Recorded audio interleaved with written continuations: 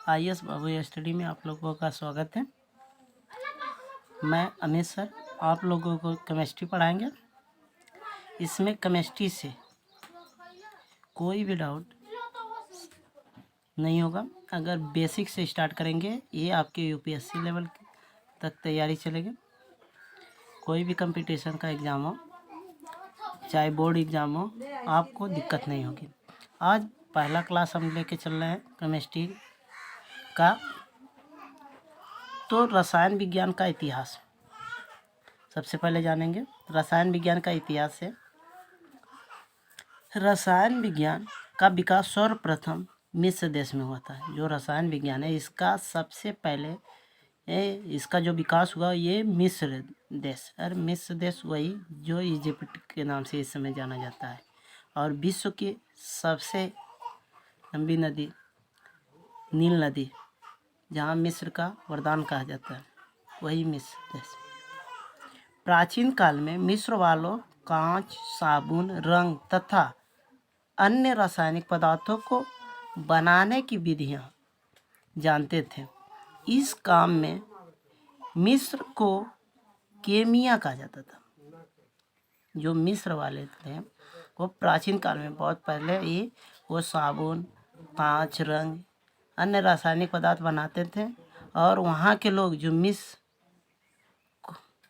में इसे केमिया कहा जाता था। किसे? रसायन में। रसायन विज्ञान, जिसे अंग्रेजी में केमिस्ट्री कहते हैं, इसकी उत्पत्ति जिसमें पाई जाने वाली मिट्टी से हुई है। इसे वहाँ के लोग केमी कहते थे। कहाँ के? मिस्र के लोग। केमिस्ट्री ये इसका मतलब क्या है? ये मिस्र में जो पाई जाते थे उसे मिट्टी से हुई, और केमी का मतलब क्या है? मिट्टी। ठीक है। प्रारंभ में रसायन विज्ञान के अध्ययन को केमेटिकिंग कहा जाता है था। प्रारंभ में जब शुरुआती हुई तो उस समय रसायन विज्ञान का अध्ययन जो होता है उसे केमेटिकिंग कहा जाता था। अरब वालों ने मिस्र को जीतकर उनसे रसायन की जानकारी प्राप्त की। जो अरब के देशवासी थे वो मिस्र पे युद्ध किए और उसको जीत कर वहाँ के जितने भी आपका रसायन विज्ञान से रिलेटेड था उसके बारे में जानकारी प्राप्त की। बाद में बगदाद और स्पेन को और सारी यूरोप में, फिर धीरे धीरे एक फैलता गया। बगदाद, फिर स्पेन, फिर आपके पूरे यूरोप में। आधुनिक रसायन के पिता आयरलैंड के रॉबर्ट बायल 1627 से 1691 माने जाते थे। इस समय आधुनिक रसायन के पिता किसे कहा जाता है? आयरलैंड देश के रॉबर्ट बायल को। उनकी पुस्तक द सेप्टिकल केमिस्ट्री में तत्व, रासायनिक विश्लेषण, मिश्रण और यौगिक में भेद आदि का जिक्र किया। इंग्लैंड के हेनरी केवेंटिश 1731 से 1810 ऑक्सीजन, हाइड्रोजन के गुण, जल की रचना आदि के लिए पेरिस के जावोजियर 1743 से 1764 क्लोजिस्टन सिद्धांत की गलत धारणा को दूर करने और हवा को मिश्रण बताने के लिए, तथा इंग्लैंड के जॉन डाल्टन 1766 से लेकर 1844 परमाणुवाद, गैसों के भौतिक गुण तथा घुलनशीलता के लिए विख्यात है। ये डाल्टन, इन्होंने ही सर्वप्रथम परमाणु का जिक्र किया था। परमाणु मॉडल किसने दिया था? तो सर जॉन डाल्टन ने दिया था। देखिए नेक्स्ट, पदार्थ क्या होता है? जिन वस्तुओं को हमारी ज्ञानेंद्रियां अनुभव करती है उन वस्तुओं को पदार्थ या द्रव्य कहा जाता है। ज्ञानेंद्रियां जो हमारे शरीर की है, ठीक है, 5 अलग अलग देखते हैं, आँख, नाक, कान, जीभ, ये ज्ञानेंद्रियां जितनी हैं, ये जो भी अनुभव करती हैं उन्हें क्या कहा जाता है? पदार्थ या द्रव्य। पदार्थ वे हैं जो जगह घेरते हैं, वजन रखते हैं, आकर्षण का गुण रखते हैं, जिनसे वस्तुएं बनती हैं, जो अपनी स्थिति में परिवर्तन का विरोध करते हैं और स्पर्श से जिनका पता चलता है, इत्यादि। मतलब पदार्थ किसे कहते हैं? पदार्थ जैसे मान लीजिए ये आपका बुक है, इस बुक या काफ़ी है, ये इसका कुछ ना कुछ भार होगा, इसका कुछ स्पेस होगा और ये क्या करेगा? जगह घेरेगा। इसका कुछ गुण होगा और ये इनके परिवर्तन होने में क्या विरोध करेगा, कुछ ना कुछ रुकावट करेगा। जैसे लकड़ी, लोहा, टेबल आदि। पदार्थ के अवयव तत्व दो है, परमाणु, अणु। पदार्थ की अवस्था देखिए, पदार्थ की 4 अवस्थाएं होती हैं: ठोस, द्रव, गैस, प्लाज्मा। एक नई अवस्था आई है जिसे बोस्ट आइंस्टीन कंडेंसेट कहते हैं, BIC। किसी पदार्थ की वह अवस्था उसके आंतरिक बल पर निर्भर करती है।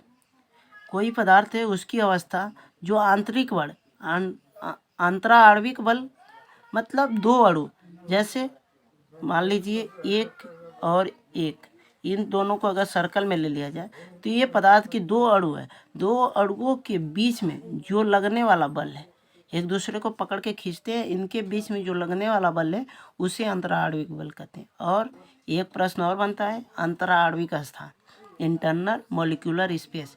2 अणुओं के बीच में जो खाली स्थान है उसे अंतराआण्विक स्थान के नाम से जाना जाता है। तो पदार्थ की 3 भौतिक अवस्था होती है मेन: ठोस, द्रव तथा गैस। ठोस द्रव्य या पदार्थ की वह अवस्था जिसमें उस द्रव्य या पदार्थ का आयतन और आकार निश्चित होते हैं, जैसे किताब, बाल्टी आदि। द्रव्य ये जो ठोस की जिसका आकार और आयतन क्या होता है? निश्चित होता है, फिक्स होता है, बदलता नहीं है, उसे ठोस कहते हैं। नेक्स्ट पॉइंट है, इस अवस्था में द्रव्य या पदार्थ के परमाणु, अणु या आयन एक दूसरे के अत्यंत निकट रहते हैं। ठोस पदार्थों में आकर्षण बल अधिक सबल होता है। द्रव लिक्विड, यह पदार्थ का वह अवस्था है जिसमें पदार्थ का आयतन तो निश्चित रहता है किंतु आकार अनिश्चित होता है। यह जिस बर्तन में रखा जाता है उसका भीतरी आकार ग्रहण कर लेता है। इस पर दाब का थोड़ा प्रभाव पड़ता है, जैसे पानी, दूध आदि। द्रव पदार्थों का घनत्व ठोस से कम परंतु गैस से अधिक होता है। अब गैस के बारे में पढ़ेंगे। यह पदार्थ की वह अवस्था है जिसमें द्रव्य के आयतन और आकार दोनों अनिश्चित रहते हैं, जैसे गैस, हवा, नाइट्रोजन आदि। देखिए, ठोस में आकार आयतन दोनों निश्चित होता है, द्रव में आयतन निश्चित होता है, आकार नहीं, लेकिन गैस में आकार आयतन दोनों अनिश्चित होता है, फिक्स नहीं होता। जैसे द्रव और गैस के मिश्रण को तरल पदार्थ कहते हैं। जब पदार्थ के अणुओं में परस्पर आकर्षण बल अपेक्षाकृत काफ़ी कम होता है तो पदार्थ गैसीय अवस्था में होता है। पदार्थ की अवस्था में अंतर, इसका अंतर देख लीजिए, 3 पॉइंट है, हमेशा के लिए याद होगा: सॉलिड, लिक्विड, गैस। ठोस, द्रव, गैस। पहला, सॉलिड में रिजिड, इसकी जो बॉडी होती है वो रिजिड होती है। Liquid not rigid, gas not rigid. इसका फिक्स शेप, और लिक्विड में नॉट फिक्स शेप और गैस में नॉट फिक्स्ड शेप। सॉलिड में फिक्स्ड वैल्यू, लिक्विड में फिक्स्ड वैल्यू, गैस में नॉट फिक्स वैल्यू। नोट: जल ऐसा पदार्थ है जिसकी तीनों अवस्थाएं ठोस, द्रव और गैस संभव है।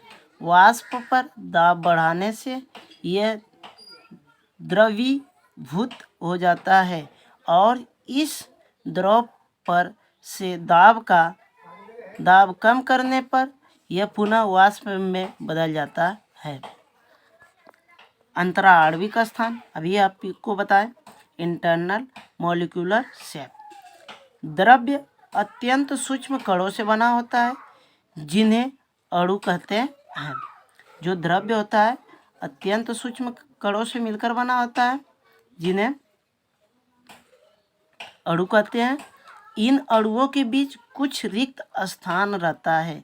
हमने बोला था 2 अणु है, अगर दोनों अणुओं के बीच में जो खाली स्थान है, ठीक है, उसी को अंतराणविक स्थान कहते हैं। उस स्थान को अंतराणविक स्थान कहते हैं।